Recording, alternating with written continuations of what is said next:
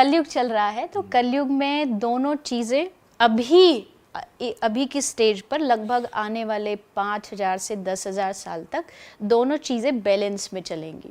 मतलब ये कोई मैं मन से नहीं कह रही, श्रीमद् भागवत जी में लिखा है कि ये जो 10,000 साल जो आने वाले हैं, ये हमारे लिए गोल्डन अपॉर्चुनिटी है।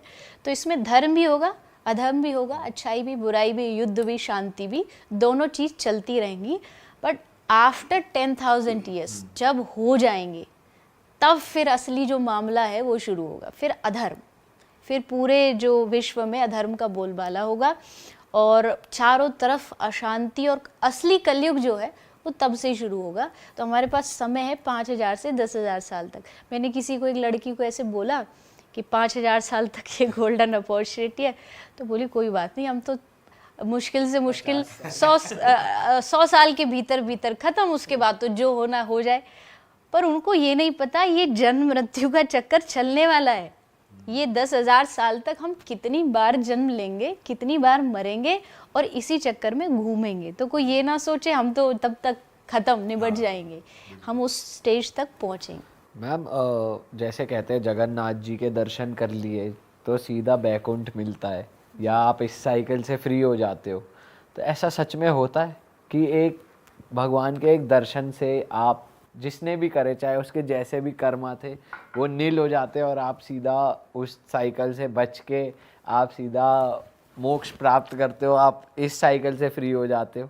अगर ऐसा होता है तो फिर तो सब वहीं पहुंचेंगे इस पॉडकास्ट के बाद, अगर आप हाँ बोल दोगे तो फिर जस्टिफाई करना है आपके आंसर में, आप सोच समझ के बोलिएगा। देखो, रावण रोज राम जी के दर्शन करता था, युद्ध होता था तो रोज दर्शन करता था ना, सामने राम जी खड़े तो रोज देख रहा है। कंस ने कृष्ण को देखा, बुद्धि नहीं बदली। दुर्योधन रोज सामने कृष्ण लड़ रहे हैं, रोज देख रहा है, दर्शन कर रहा है, बुद्धि नहीं बदली। तो केवल भगवान के दर्शन करने से आपकी बुद्धि बदल जाएगी ऐसा कोई गारंटी नहीं है। उसके लिए आपको जीवन में आध्यात्मिकता का होना ज़रूरी है, कर्मों का अच्छा होना ज़रूरी है। कर्म अच्छे कब होंगे?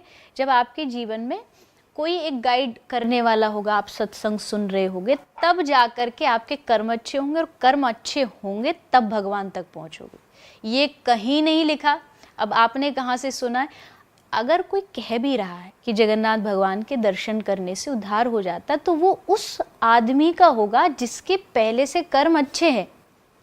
केवल वहाँ जाकर के हाथ जोड़ लेगा और देख लेगा, देख करके कर्म कुछ भी कर लो, ऐसा कभी भगवान नहीं कहते। अगर ऐसा कहते होते ना तो अर्जुन को गीता नहीं सुनाते कृष्ण, कर्म की बात नहीं करते कृष्ण। उन्होंने अर्जुन को ये समझाया कि पहले अपने आप को, तुमको खुद को ठीक करना पड़ेगा, उसके बाद फिर तुम मेरे दर्शन करो।